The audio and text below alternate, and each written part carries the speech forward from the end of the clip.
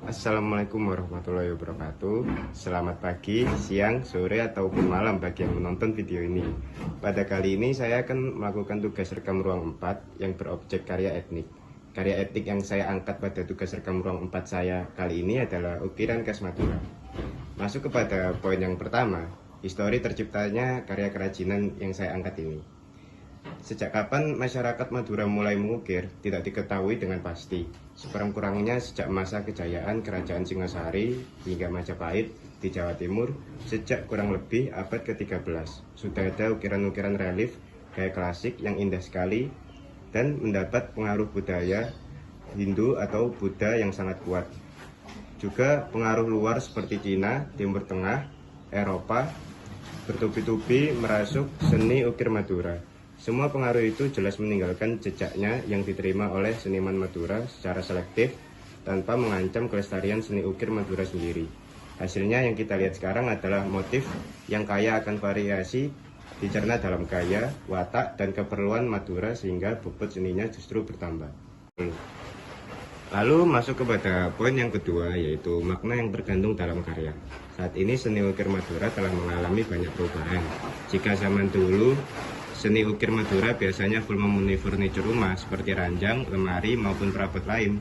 Tapi ukuran seperti ini sudah hampir tidak ditemukan dalam seni ukir modern Madura. Dari segi jenis ukiran, pada zaman sekarang ukiran Madura menggunakan jenis ukiran floral, yakni daun-daun, ranting, dan bunga. Secara garis besar, ukiran Madura terdapat 4 macam, yakni yang pertama darsan, yakni kombinasi torehan dan cekungan. Kedua lapadan, relief dengan dasar yang rata. Ketiga karawangan, ukiran tembus. Dan yang terakhir karangkangan, tembus dan bertumpang tindih sehingga lebih bersifat 3 dimensi. Lalu masuk kepada poin yang ketiga, penjelasan secara tektonika atau susun dari wujud karya kerajinan itu sendiri. Dari kekayaan ragam hias motif yang beraneka rupa pada ukiran, dapat dikaji beberapa reseptif dan luasnya budaya Madura yang tampaknya seperti pertama yaitu tetumbuhan, terutama sulur gelung yang digunakan juga untuk menggayakan kepala kala manusia atau hewan dalam sulur-sulur bunga-bunga dan buah-buahan. Jadi seperti ini bentuk ukiran reliefnya. Lalu untuk motif bingkainya itu sendiri biasanya berbentuk geometris. Lalu ada huruf-huruf Arab yang digayakan seperti kaligrafi yang terdapat pada ukiran tersebut. Juga ada motif mahkota, ya seperti itu. Lalu masuk kepada poin yang keempat, jelaskan jika ada fungsi khusus dari karya etnik dalam lingkungan. Untuk ukiran khas Madura ini memiliki banyak fungsi dan bisa dipakai untuk pada tempat maupun barang apa saja. Contohnya pada bangunan, yaitu pada furnitur rumah. Yang terdapat di depan ini ada kursi, juga ada meja. Lalu juga bisa sebagai lukisan. Lalu juga bisa menjadi perlengkapan kesenian, perancang gamelan, berbagai topeng, pakaian tari, dan lain-lain.